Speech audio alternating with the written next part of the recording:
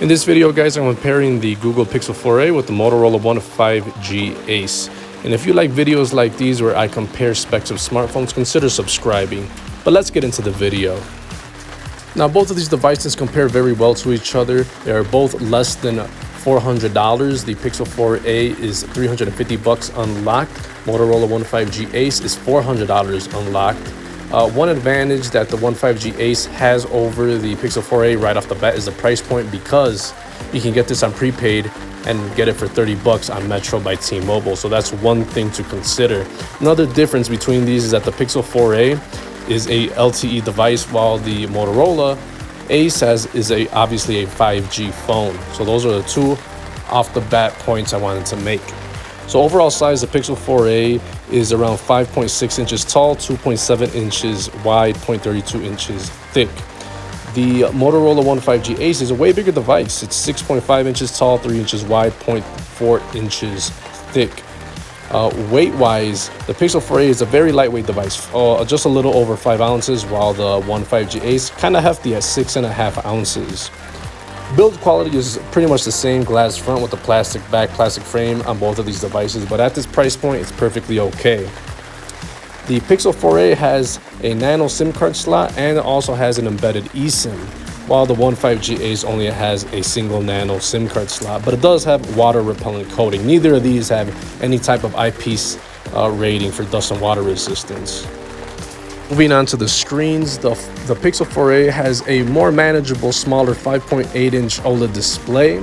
The One 5G Ace has a massive 6.7-inch display.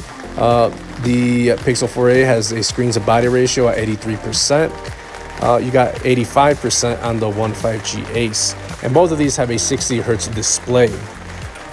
These also have both a 1080p Full HD display, which the Pixel will give you 443 ppi, the Ace will get you 393 ppi. So both of these are very similar in the screen department. Both are pretty good. And the Pixel 4a has an always-on display.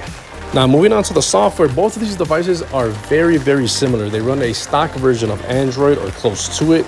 The Pixel 4a is straight from Google. You get a super stock version of Android, has Android 11. The One 5G Ace, close to stock version of Android with a few Moto gestures added in, but it's running Android 10. The Pixel 4a will get several years of updates, while the One 5G Ace will not.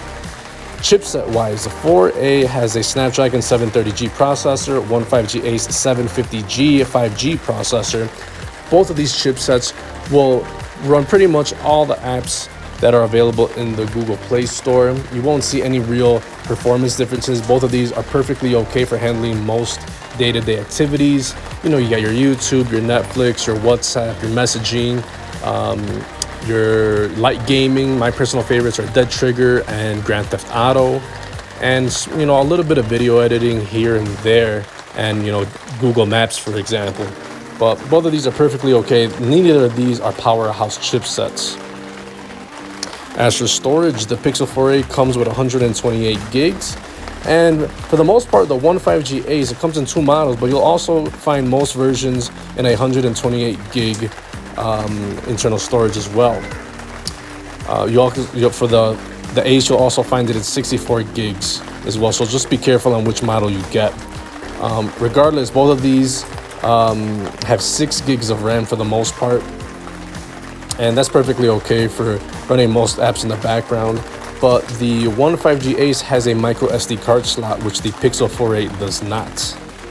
For the camera department, the Pixel 4a has one 12 megapixel shooter in the back, shooting at 4K video. One 5G Ace, 3 cameras in the back, 48 megapixel main, 8 megapixel ultra wide, 2 megapixel macro, and it also shoots in 4K. Now, I'm going to say that the Pixel 4a is going to be the overall better camera for video and taking pictures, but the Motorola One 5G Ace isn't far behind in quality, and it has that ultra-wide camera. If that's something that you appreciate, it's there.